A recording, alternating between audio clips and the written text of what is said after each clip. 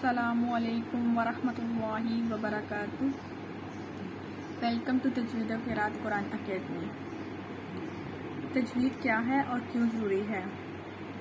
قرآن مجید کے ہم پر جو حقوق ہیں ان میں سے ایمان لانے کے بعد انتہائی اہم حق یہ ہے کہ اس پاک کلام کو پڑھا جائے اور صحیح پڑھا جائے، اور یہ اسی وقت ہو سکتا ہے جب تجوید کے قواعد کو مد نظر رکھا جائے۔